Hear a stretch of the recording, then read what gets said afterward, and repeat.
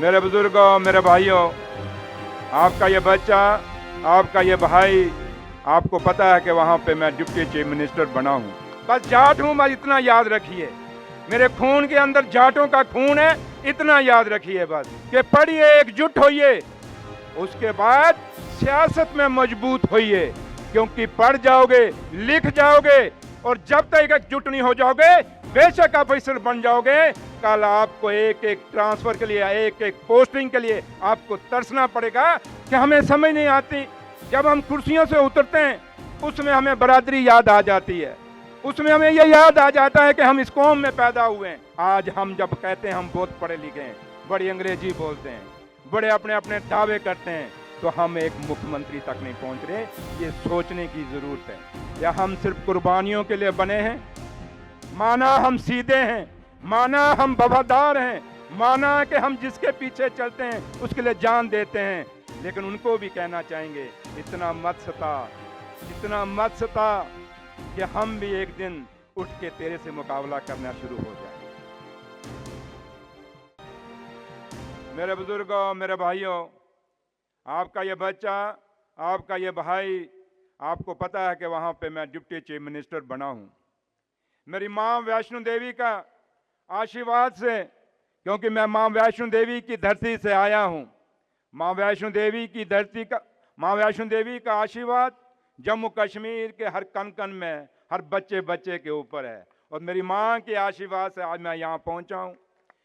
और आज जब मैं बना, आज मुझे खुशी भी है, क्योंकि जब मैं बना तो उस समय भी ये देश से काफ़ी हरियाणा से, उत्तराखंड से, राजस्थान से, मध्य प्रदेश से, यूपी से, अलग अलग राज्यों से पलसानिया साहब की रहनुमाई में वहाँ मेरे भाई, मेरे बुजुर्ग वहाँ पे आए थे मुझे आशीर्वाद देने और मुबारकबाद देने। तो मुझे ये महसूस हुआ कि अगर उसमें इन्होंने मुझे कहा कि चौधरी साहब आपने हमारे वहाँ पे आना है, तो लिहाजा बेशक मैं वहाँ बिजी था, बड़ा टाइम कम था, लेकिन इनके प्यार को मैंने कहा अगर ये इतने दूर से मेरे लिए आ सकते हैं, इनके दिल में इतनी खुशी है, तो मैंने कहा सुरेंद्र चौधरी तो क्यों नहीं जा सकता। तो इसलिए आज मैं आपके पास आपकी जो खुशियाँ हैं, क्योंकि 75 साल में आज जम्मू कश्मीर के अंदर मैं उस कौम से वाबस्ता हूँ जिस कौम का इतिहास बलिदानों से भरा हुआ है। मैं उन बुजुर्गों का वारिस हूँ जिन बुजुर्गों के अपने इतिहास में अपने कारनामों से, अपनी शहादतों से, अपनी वफादारी के इतिहास लिखे हुए हैं, और पन्नों के पन्ने हमारे बुजुर्गों के इतिहास में लिखे हुए हैं, सिर्फ इसलिए कि हम जिसके वफादार हुए तो उसके लिए जान भी दे दी, अगले ने कुछ दिया या ना दिया, लेकिन हम कुर्बान हो जाते हैं। मैं उनका वारिस हूँ। आज जब मैं आपके सामने खड़ा हूँ, और जब हम बचपन में हुआ करते थे, जब हमारे बुजुर्ग हमारी रहनुमाई किया करते थे, उस समय के हालात कुछ और थे। और जब हम इस देश के अंदर, इस दुनिया के अंदर अलग अलग जगह, चाहे कोई भी शोबा हो, चाहे खेल का हो, चाहे नौकरियों में हो, चाहे आईपीएस हो, आईएएस हो, या कहीं भी हम चले जाएं, हमारे लोगों का कहीं कमी नहीं। लेकिन एक वक्त था जब हमारे बुजुर्ग हमारी रहनुमाई करते थे, उस समय हम लोग इन बड़े बड़े ओहदों पे नहीं थे, लेकिन आज जब हम लोग हैं, हम ओहदों पे जरूर पहुंच गए, लेकिन अपने बुजुर्गों ने जो हमें मान और सम्मान सियासत के अंदर दिलाया था, वो सम्मान कहीं खो चुके हैं। ये हमें सोचने और विचार करने की जरूरत है। मेरे बुजुर्गों, मेरे भाइयों, जम्मू कश्मीर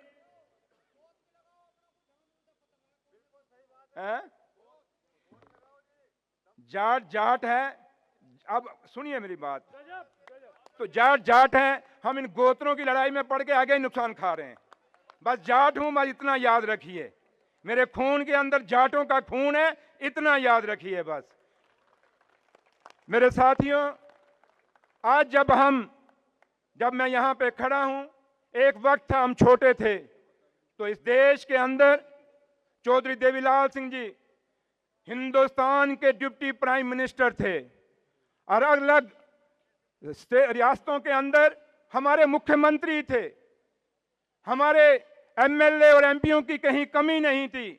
और जब मैं आज आपके सामने खड़ा हूं तो बिल्कुल एक दिया लेके आप देख रहे हैं कि जम्मू कश्मीर से एक डिप्टी चीफ मिनिस्टर है। कभी ये सोचा है हमने? ये सोचने की जरूरत है। जो कौम डिप्टी प्राइम मिनिस्टर पे पहुंच गई वो आज एक एक ओहदे के लिए देख रही है। बाबा साहब भीमराव अम्बेडकर ने कहा था पढ़िए, एकजुट होइए। उन्होंने क्यों कहा था अपनी कौम को कि पढ़िए, एकजुट होइए, उसके बाद सियासत में मजबूत होइए, क्योंकि पढ़ जाओगे, लिख जाओगे और जब तक एकजुट नहीं हो जाओगे बेशक आप ऑफिसर बन जाओगे, कल आपको एक एक ट्रांसफर के लिए, एक एक पोस्टिंग के लिए आपको तरसना पड़ेगा, क्योंकि रहनुमाई करने के लिए आपके आगे कोई नहीं होगा। ये जम्मू कश्मीर में हमने भुगता है, ये जम्मू कश्मीर में हमने देखा है। आज जब मैं बना, मेरे लोगों को कोई काम नहीं है। मैं इनको बात पलसानिया साहब को कह रहा था, मैंने कहा कोई, आज मेरे पास बहुत बड़े महकमे हैं जम्मू कश्मीर के अंदर, सड़कों का आरएनबी जिसको पीडब्ल्यूडी आप कहते हैं वो महकमा है, इंडस्ट्री है मेरे पास, माइनिंग है, स्किल्ड है, लेबर है, डेवलप, दूसरे महकमे हैं और ऐसे महकमे हैं जो हमारी तामीर और तरक्की से जुड़े हुए हैं। वो इसके लिए नहीं आते, वो कहते हैं हमें खुशी है कि इन 75 सालों में हमारा डिप्टी चीफ मिनिस्टर बन गया है। कितनी सीधी ये कौम है, कितनी भोली ये कौम है। Deputy chief minister Surendra Choudhary बना, लेकिन खुशी अपने घरों में मना रहे हैं। उनको कोई अपनी सड़क की परवाह नहीं, उनको अपनी कोई इंडस्ट्री की परवाह नहीं। फिर मैं उनको कहता हूं, मैंने कहा ये खुशियां ठीक हैं आपके लिए, लेकिन इसके साथ साथ सुरेंद्र चौधरी के पास जो महकमे हैं इनका फायदा लीजिए। मैंने जयपुर में जब एक अंतर्राष्ट्रीय सम्मेलन था हमारा जाट पार्लियामेंट का, उस समय भी मैंने कहा था, और मैं आज जिन कुर्सियों के लिए हम बात करते थे उसी में से एक कुर्सी मुझे भी मिली है। हमने कहा, उसमें मैंने कहा था अपने भाषण में कि हमें समझ नहीं आती, जब हम कुर्सियों से उतरते हैं उसमें हमें बरादरी याद आ जाती है, उसमें हमें यह याद आ जाता है कि हम इस कौम में पैदा हुए हैं। लेकिन जब कुर्सी पे बैठते हैं उसमें चाहे कोई ऑफिसर बन जाए, चाहे कोई मंत्री बन जाए, मुख्यमंत्री बन जाए, उप मुख्यमंत्री बन जाए, फिर आदमी यहां से बुलाएगा, वो इधर से देखता है, वो हाथ मिलाएगा, ये अंगल देगा उसको, ये मिला, बस इतनी अंगल देता है आगे से। ये हमारा है, ये हमने देखा है, हमने भुगता है, और इन्हीं में से निकल के सुरेंद्र चौधरी आज इस मुकाम पे पहुंचा है। आपने मुझे हल दी तो मैं पलसानिया साहब को हंस रहा था, मैंने कहा जम्मू कश्मीर में जिस पार्टी से मैं आया हूं मेरा चुनाव निशान यही है। अब लोग कहेंगे जी इसको हल इसलिए दे दी है, जबकि यह हमारी किसानियत है, मेरे बुजुर्गों की हल है। ये वो हल जो बुजुर्गों की विरासत है वो आप मेरे हाथ में आपने दी है। लेकिन मैं आपसे कहूंगा, ईमानदारी से कहूंगा, मेरे बुजुर्ग बेशक अनपढ़ थे, उनके बाद इतनी क्वालिफिकेशनें नहीं थे, लेकिन वो दिल्ली की दूसरी कुर्सी तक पहुंचे थे। आज हम जब कहते हैं हम बहुत पढ़े लिखे हैं, बड़ी अंग्रेजी बोलते हैं, बड़े अपने अपने दावे करते हैं, तो हम एक मुख्यमंत्री तक नहीं पहुंच रहे। ये सोचने की जरूरत है, ये कमी क्यों आई हम में, ये विचार करने की जरूरत है। आप किस पार्टी से, मैं यहां कोई इलेक्शन की तकरीर देने नहीं आया, मैं कोई वोट मांगने नहीं आया, मैं सिर्फ आपके प्यार के बीच में अपना प्यार शामिल करने के लिए आया हूं। लेकिन मैं एक कहूंगा आपको कि आज मैं अपने बुजुर्गों के आशीर्वाद से, अपनी माताओं के आशीर्वाद से इस मुकाम पे पहुंचा हूं। मेरे भाइयों, मैं आपको कहना चाहूंगा, क्योंकि मैं अपने बुजुर्गों को कभी नहीं कहना चाहूंगा, मैं आपसे बात करना चाहूंगा, मैं आपसे मुखातिब होना चाहूंगा कि आज आपको जरूरत है सोचने की। जिन बुजुर्गों के हम कहते थे उन्होंने क्या किया, उन बुजुर्गों ने बहुत कुछ किया। जब हमारी बारी आई हम क्या कर रहे हैं, ये विचार करने की जरूरत है आपको। हम पार्टियों में बंट गए, हमें लोग इस्तेमाल कर रहे हैं। अगर शहादतों में देखा जाए, कुर्बानियों में देखा जाए, तो मेरी कौम का इतिहास भरा हुआ है।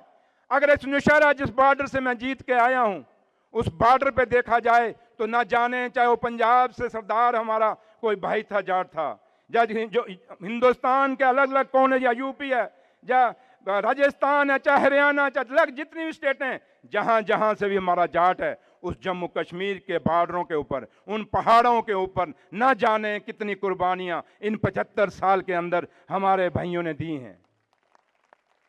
अगर कुर्बानियों का लिखा जाए, अगर लेखा जोखा किया जाए तो हमारे पन्नों दर पन्ने भरे होंगे, लेकिन जब कहीं बैठने की बारी आए कुर्सी की तो कहीं हमारा नामो निशान नहीं है।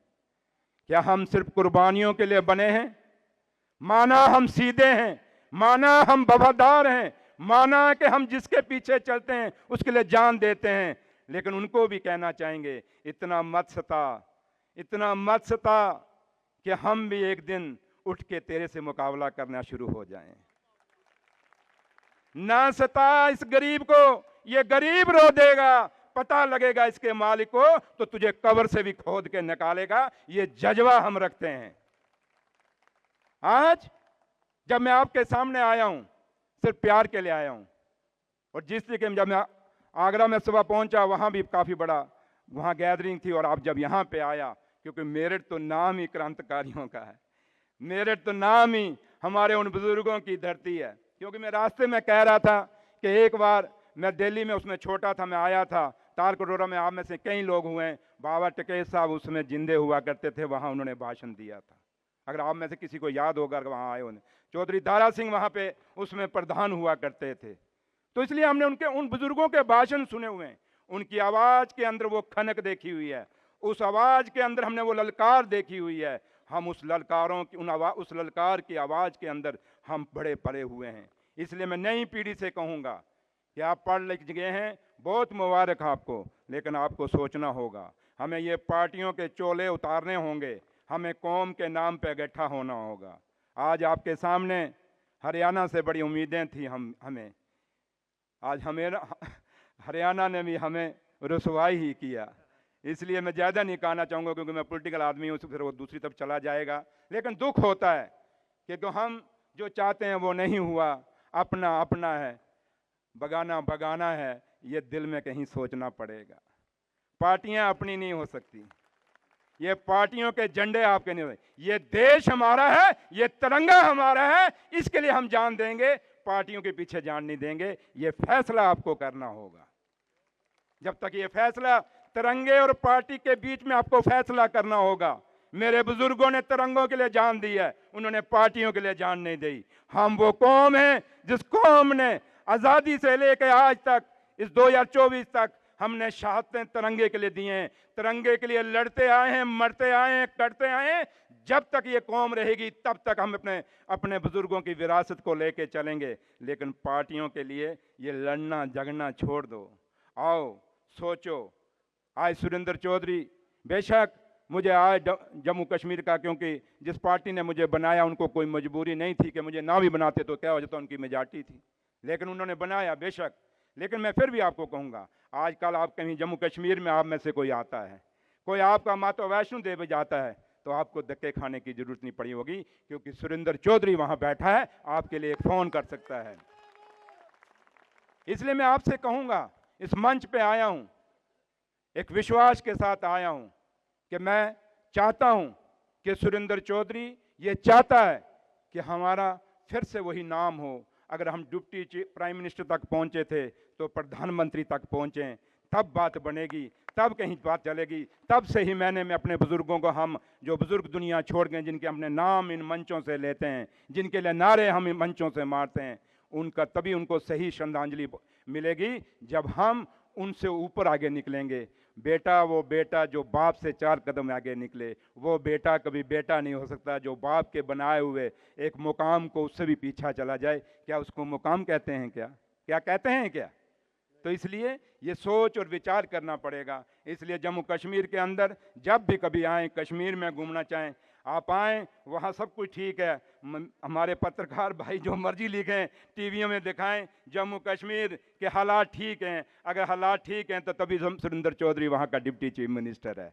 तो इसलिए आप आएँ, जब भी आपने वहाँ घूमना है जोर शोर से आएँ, लेकिन वही आए जो कौम का हमदर्द है, जो कौम की तरक्की चाहता है। मुझे बेईमानों की ज़रूरत नहीं, मुझे हमदर्दों की ज़रूरत है। मेरी बात बेशक कईयों को चुभेगी, लेकिन मैं सच कहने में कभी परहेज नहीं करता, क्योंकि सच्चाई सच्चाई है। मुझे भी, जैसे आज आपको फ़क्र है कि हमारा डिप्टी चीफ मिनिस्टर वहाँ है, मुझे भी फ़क्र होगा जिस दिन मैं दिल्ली अपने प्रधानमंत्री को मिलने जाऊँगा, मैं कहूँगा चौधरी फलाने को एज ए प्राइम मिनिस्टर मिलने जाऊँगा, उस दिन मुझे फ़क्र होगा। इसलिए मैं आपसे यही उम्मीद करता हूं कि आप, क्योंकि जब देश की आज़ादी की लड़ाई लड़ी गई बड़े चंद लोग थे। महारानी झांसी कितनी थी? 1857 में उसने एक चिंगारी लगाई, 1947 में उस चिंगारी ने रूप लिया और ये तिरंगा झंडा आसमान में लहराया था। कितने लोगों ने कुर्बानी, एक छोटा बच्चा मुझे शहीद भगत सिंह का यहाँ एक फोटो दे के गया है। इन नौजवानों ने 20-20, 21 साल के अंदर अपनी कुर्बानियां दी। ये चंद लोग थे, क्या इसलिए दी थी कि हम जिस देश को चलाना चाहते हैं ऐसे चलाना चाहते हैं? तो इसलिए वो थोड़े से लोग थे और देश की आज़ादी पा गए थे। हम भी जितने बैठे हैं, ये मेरठ वो धरती है, यहाँ से एक चिंगारी जो निकलेगी, मुझे पता है अगर आप सही मैंने वो चिंगारी लगाओगे, ये चिंगारी पूरे हिंदुस्तान में जाएगी और हिंदुस्तान में जाट समाज को इकट्ठा करेगी। तब जाके फिर आप इस देश के प्रधानमंत्री बन सकें। ये सपना मेरा भी है, ये सपना आपका भी है, ये सपना आने वाली नस्लों का है। आज आने वाली नस्लों ने ये फैसला करना पड़ेगा कि हमने क्या करना है, कि हमने नशों पे जाना है, जहां हमने अपनी तकदीर बनानी है। आज हमारी आने वाली पीढ़ी जो है, मैंने आगरा में भी कहा और मैं जम्मू कश्मीर में भी कहता हूं कि आने वाली जो नस्लें हैं ये भगवान से भी दूर हो रही हैं, ये रब से भी दूर हो रही हैं। हम लोग जब किसी से नहीं डरते, एक ताकत ऐसी है जिससे वो डरते हैं, वो है रब। हम कहते हैं यार उसका हमें कहीं नुकसान ना दे।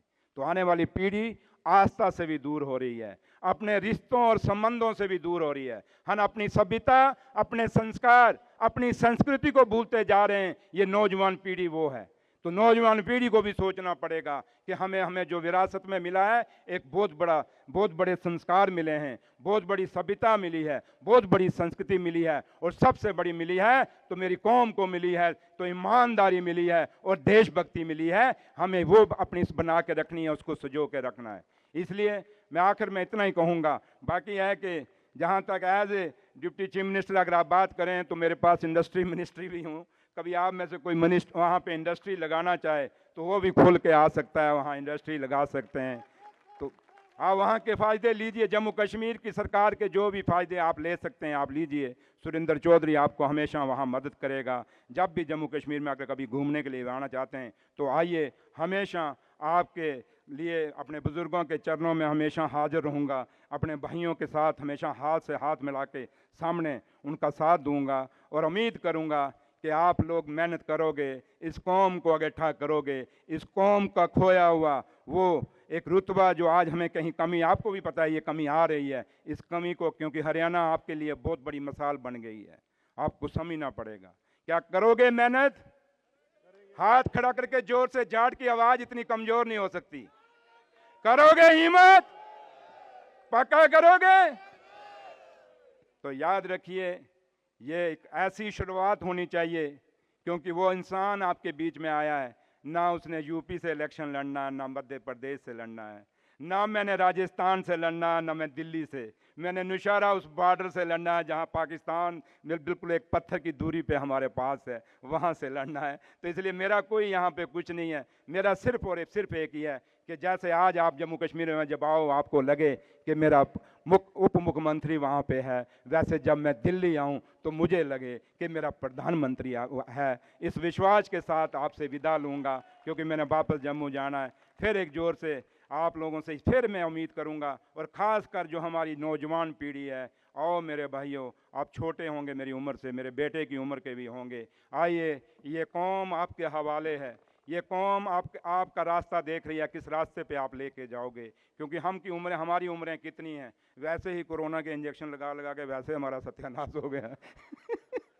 तो लिहाजा अब जो हमारे बच्चे हैं, इन बच्चों के ऊपर हमारी कौम का सब कुछ निर्भर है। उम्मीद करेंगे कि ये आने वाली नस्ल हमें बुलंदियों पे लेके जाएगी। जो सपने हमने, जैसे मैंने सुझाए हैं, आपने भी सुझाए हैं, ये बच्चे हमारे सपने ज़रूर पूरे करेंगे। इन लफ्ज़ों के साथ आप सबका बहुत बहुत शुक्रिया। जय जाट, जय किसान, जय जवान।